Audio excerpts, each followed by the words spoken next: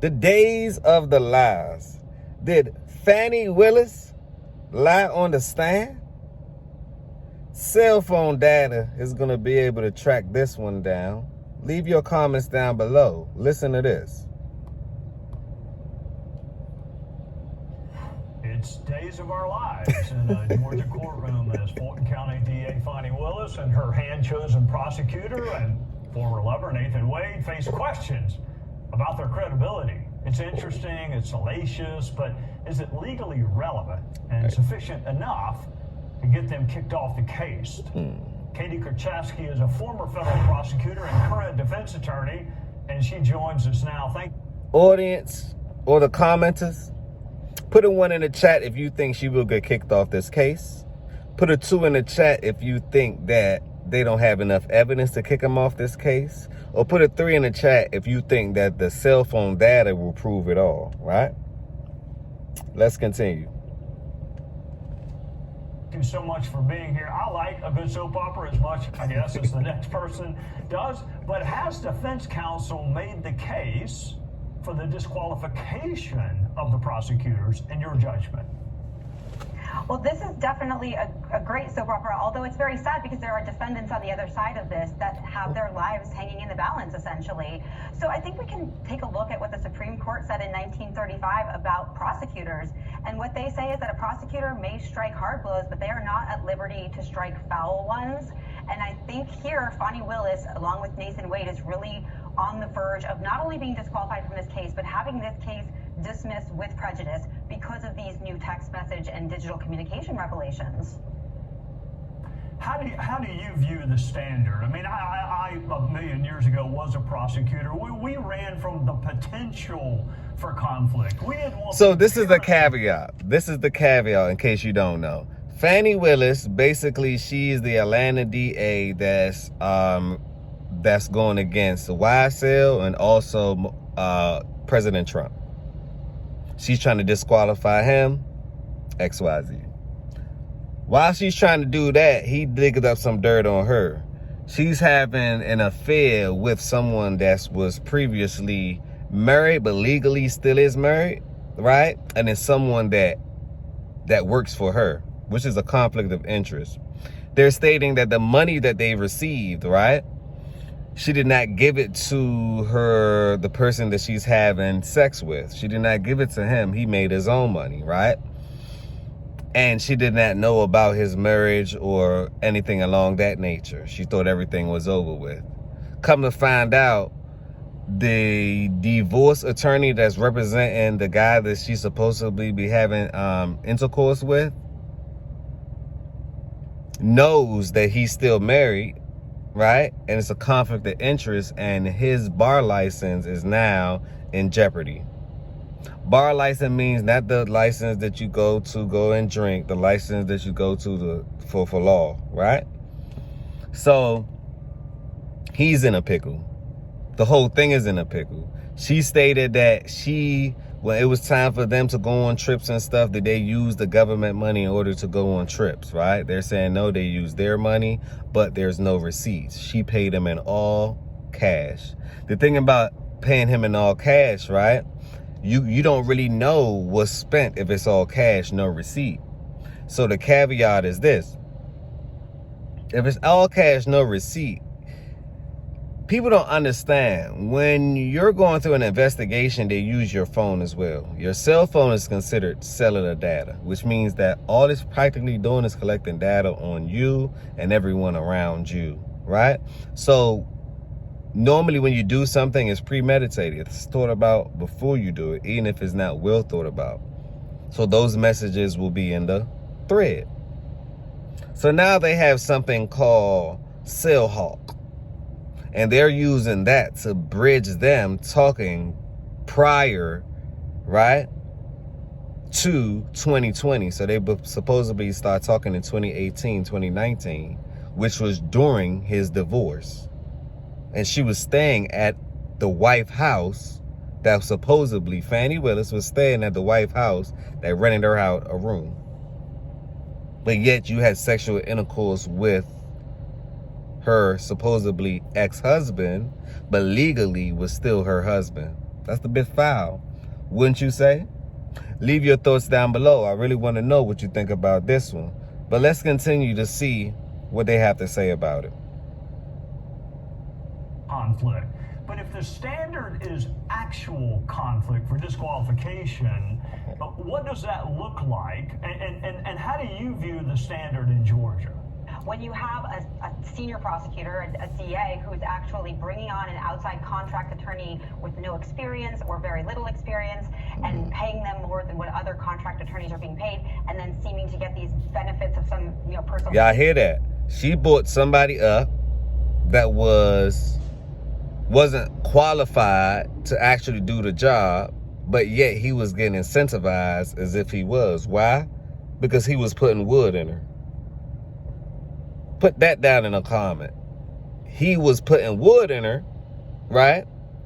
Which then made her overlook the people that really qualified. And now she's thinking with her heart instead of thinking with her brain, which that's what a woman does. But let's continue. This just looks sloppy for modern women. It looks sloppy. And if y'all seen the way Fani Willis went in that court as if she's entitled and this, that, no, this is how you prove this. She's talking back to the judge and all of this. And this is y'all DA? What's going on in this world? She's more masculine than most. Can we talk about it? It's not my cup of tea. It may be a cup of tea for you, but not for me. I like mine fit, feminine, and friendly. And to me, Fani Willis, you're scary. You're scary. You're very much so scary. But let's continue. Out of it, then you have to wonder whether there's an actual conflict, whether she's actually benefiting from the relationship because of his involvement in the case, and any sort of impact on the case itself. Now, in terms of the disqualification, I think that it was kind of a close call before we knew that the timeline of the relationship may very well have existed long before the indictments and the grand jury portion of this case were even occurring. So now that it seems to be evident that there's strong evidence that this relationship began way before they both claimed it did, and that's putting aside the perjury, there is a question about the genesis of the case altogether and the propriety of the case altogether. And the question for the judge is not only do I need new prosecutors on this case, do I actually have to get rid of this case altogether because the taint is essentially irreversible. So I think it's a matter of degree, but here it's looking a lot... It's looking too dirty, too filthy.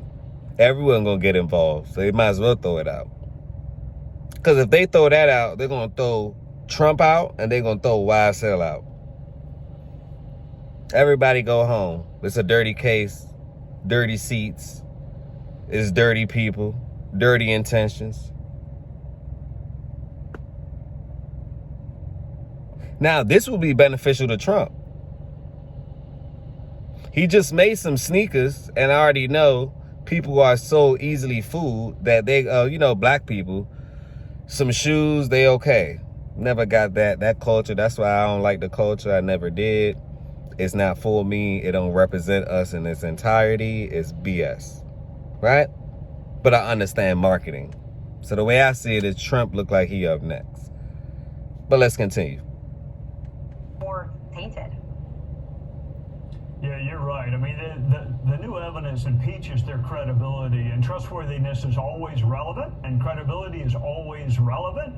Let me ask you this. The whole saga might well result in a delay for the former president and the other defendants. But if I'm a defendant, I think I want to be prosecuted by somebody who does real estate. Did y'all hear the way this man said, defendant? Leave a comment down below. Is the zest level at an ultimate level right now? Is he zesty or nah? A bit flamboyant or nah? Let's run it back. Listen. Might well result in a delay for the former president and the other defendants.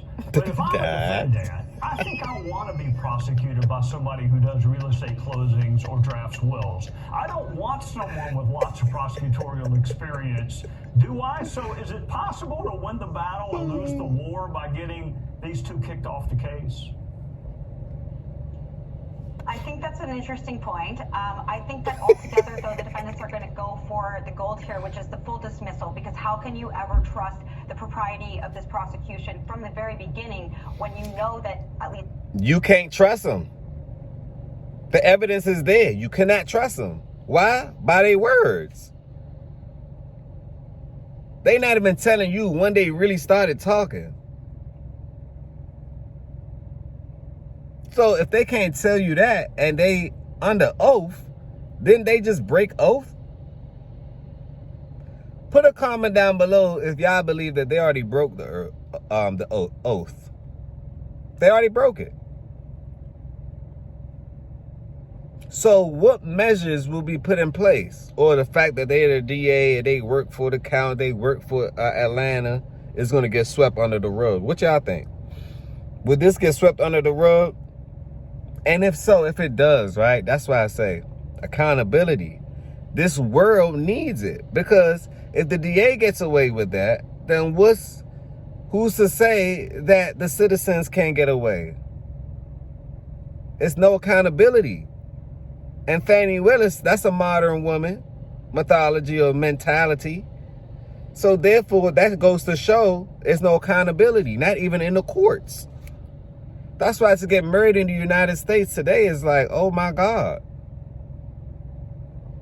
What are you doing? You know, the laws is not on your side, fellas. And it never will be. Because in order for this world to flourish, it has to be a lack of accountability. To flourish in the direction that they want it to go, the same story. If we wanted to go into a new direction, we have to hold men accountable. We have to hold women accountable. We have to hold Fani Willis accountable. As long as we hold the guy that she's talking to, that works for her, him accountable for his actions as well. But let's continue. It seems Fani Willis was conflicted, or at least appears to have been conflicted, in personally involving herself in benefiting from this prosecution of all these people. So I see your point in terms of having a so-called less experienced prosecutor on there, but if you can avoid a prosecution altogether, then I don't think anybody's going to want to roll that dice, regardless of how inexperienced they think a prosecutor might be. I look forward to talking to you next time. Thank you for joining us on a Sunday night. Hey, Sean Hannity here. Hey. Well, leave your thoughts, leave your comments down below. Let me know what you think about this. Was Fani Willis innocent, or was she playing a dirty game? Did she try to talk to a married man knowing that he was going through the process of his divorce, right? Let me know what you think. Is she's misrepresenting the Atlanta DA and the Atlanta circuit? Or does she think she owned the circuit?